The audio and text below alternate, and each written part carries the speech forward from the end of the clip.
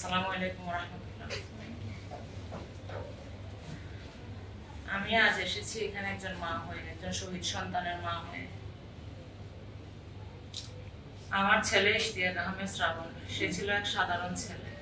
বই পড়তো, স্বপ্ন দেখতো, দেশের জন্য ভাবতো। তবু 4 আগস্ট সে কোনো অপরাধী ছিল না, কোনো সহিংসতায় জড়িত ছিল না। তবু চৌঠা প্রকাশ্যে গুলি করে হত্যা করা হলো। 3রা আগস্ট আমার ছেলে দুপুরবেলা আমাকে ডাকে, আম্মু এদিকে আসো। হাত ধরে ডেকে আনে, কিচেনে ছিলাম আমি, ওইখান থেকে ডেকে আনে, আমাকে সালাম করে। এখন আমার থেকে একটা হিজাব নেয়, তোমার একটা সুতির ওড়না দাও আম্মু। আমি বললাম যে তুমি আজকেও যাইবা?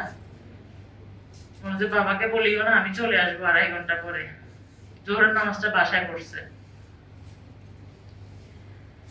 বাসায় পড়ার পরে এরপরে বলছে আমি নামাজও পড়ে ফেলছি, চলে আসবো 3টা 3:30টার দিকে চলে আসবো, আমরা এতক্ষণ আন্দোলন করবো। ওই দিনটাই ছিল আমার ছেলের শেষ সালাম, আমাকে সালাম করছে ওই দিন। এবার বলে যে আমাকে একটু দোয়া করে দাও, আমি চলে আসবো আম্মু। আমি জানতাম না আসলে ওই দিনটাই ওর মাথার উপরে আমার হাতটা শেষ, আর তো আদর করি নেই। তা আমি কেন জানি দোয়া করে দিলাম, আর বললাম যে 2টা দোয়া শিখে দিচ্ছি, যাও চলে আসিও তোমার বাবা আসার আগে। ও ঠিক টাইম চলে, ওর বাবা আসছে, এর মাঝখানে আমি ভয় পেয়ে গেছি, বলতেছে চিল্লাচিল্লি করবে। এবার ওর বাবা জানছে ওই দিন ও যে আন্দোলনে যায়। হ্যাঁ, আমাদের ঘরে অনেক ঝামেলা হয়েছে, এটা নিয়ে ঝগড়াঝাটি হয়েছে।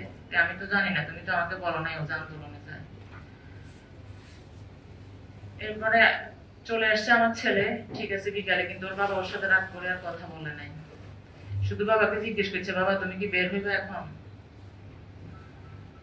ভীষণ উত্তেজনা কাজ করছিল আমার ছেলের। রাত্রে বললাম যে মন খারাপ, আমার বিভিন্ন দিক থেকে ফোন আসতেছে, আমাকে সবাই বলতেছে ওকে বুঝাইতেছে না কেন, তো বারবার বের হইতেছে। আমি বললাম যে বুঝাই দিছি, ও তো বুঝতেছে না, কি করতাম। বলে যে আম্মু কেউ না কেউ তো যাইতে হবে, এবার বসে থাকলে তো আর হবে না, দেশটা আমাদের। আমার ছোট 2টা বোন আছে, ওদেরও তো মেধা কোটা নিয়ে এটা নিয়ে যাইতে, আর এখন এটা কোটার মধ্যে সীমাবদ্ধ না আম্মু, এটা অন্যদিকে চলে গেছে। আমরা যদি না যাই কে যাবে? আমি আমার ছেলেকে একটা কথা বলতাম যে মোবাইল টিপে কি করবি, আসলে আমি হেরে গেছি আমার ছেলের কাছে। আমার ছেলে দেখাই দিছে আমরা প্রত্যেকটা শহীদদের মারা এক একটা বাংলাদেশ, কারণ আমাদের ছেলে রক্ত দিছে, আমরা বাংলাদেশের মালিক। আমার যারা রক্ত দেয় নাই তারাই দেখতেছে এখন বেশি বাড়াবাড়ি করতেছে, কিন্তু আমাদের ছেলে রক্ত দিছে, কলিজায় আঘাতটা আমার। অনেক রাজনৈতিক দল আছে, আমাদেরকে সম্মান দিতে ওনাদের অনেক কষ্ট, আমরা কিন্তু বুঝি জিনিসটা, ব্যাপারটা আমরা বুঝি না যে তা না। আমাদেরকে সম্মান দেওয়ার প্রয়োজন নাই, আমরা নিজেরা এক একটা বাংলাদেশের মালিক। আমাদের সন্তানরা গেছে, যার সন্তান গেছে শুধু সে জানে। বিভৎস কাহিনীগুলা বলা আসলে বারবার ভয়ঙ্কর আমাদের জন্য। মানুষ ভাবে আমরা আবেগ দেখাইতে আসি, আবেগের কোনো প্রয়োজন নেই, এটা আমাদের বাস্তবিক জীবনের একটা কথা বলি আমরা, শুধু আমরা টাইমগুলো পেস করতেছি। আমার ছেলের রুমের দিকে আমি যাইতে পারি না, সবাই ঘুমায়, আমি উঠে যাই, আমার সন্তানের বেডের দিকে তাকাই, আমার ভীষণ ভয় লাগে, সারাক্ষণ একটা ভয় কাজ করে আমার মধ্যে। আমার ছেলের টেবিলের দিকে আমি তাকাইতে পারি না। আমার ছেলের টেবিলে বইগুলা গোছানো, যে কাপড়গুলা রেখে গেছে ওগুলা গোছানো, ব্রাশটা যেভাবে রাখছে ওইভাবে, প্রত্যেকটা জিনিস এগুলো আমি কাউকে হাত দিতে দিই নাই। আমরা বুঝি আমরা মারা যে কত বিপর্যয় অবস্থায় আছি শুধু একমাত্র আমরা জানি। সন্তানদের হারানোর পরও আমাদেরকে রাস্তায় আসতে হয় সন্তানদের বিচারের জন্য, সন্তানদের সনদের জন্য। এটা কত নির্লজ্জকর একটা দেশের নাগরিক, বাসা থেকে বের হইতে হয়। আমরা তো এমনিতে বিপর্যস্ত, আর কত বিপর্যস্ত করবেন আমাদেরকে। জুলাই, যদি আপনারা জুলাই সম্মান করতে না পারেন, আপনারা আবার অপমানিত হবেন। আমাদেরকে সম্মান করার দরকার নাই, শুধু আমাদের সন্তানদেরকে মনে রাখলে আলহামদুলিল্লাহ। আমি বলি আল্লাহকে যে আল্লাহ, যারা আমাদেরকে সম্মানিত করবে আপনি তাদেরকে সম্মানিত করুন, যারা আমাদেরকে লাঞ্ছিত করবে আল্লাহ তাদেরকে আপনি লাঞ্ছিত করুন।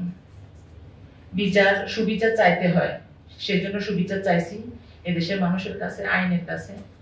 যদি আমার সুবিচারটা না হয়, আমার উপরওয়ালা আছে ইনশাআল্লাহ, সন্তান সবার ঘরে আছে, সুবিচার ইনশাআল্লাহ আল্লাহ করবে। আমি এই বিশ্বাস রাখি, আমার এই দৃঢ়তা আল্লাহর উপর আছে, এটা আমার ইমানি বিশ্বাস, বিচার আল্লাহ করবে ইনশাআল্লাহ। আমার সন্তান নিষ্পাপ ছিল, প্রত্যেকটা সন্তান নিষ্পাপ।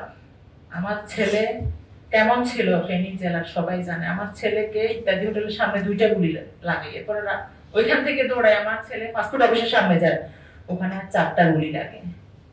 ওইখানে যাই, আমার ছেলে ধাক্কা খায়, পড়ে যায়। শুনেন, আমরা কিভাবে বেঁচে আছি আমরা জানি না। আমি কোনো ভিডিও দেখি না, আমি আমার ছেলের ছবিগুলাও দেখি না, আমার মাথায় তো আছে সারাক্ষণ এগুলা, তো আমি কি দেখবো? অনেকে যখন বলে, আমি বলি 14 আগস্টের কথা আমার সামনে বলিয়েন না, আমার সহ্য হয় না, আর কত শুনবো কথাগুলা। আমি তো এমনিতে ভুলতেছি না। আমার শ্রাবণ তো দেশের জন্য গেছে, তা আমার শ্রাবণকে যারা মনে রাখবে, আমাদের শহীদদেরকে যারা মনে রাখবে, আল্লাহ তাদেরকে সম্মানিত করুক। আসসালামু আলাইকুম। বান্ডেল থাকলে প্রতি সেনমানিতে টাকা বাঁচবে। বিকাশ সেনমানি বান্ডেল কিনে জিতুন প্রতি লেনদেনে।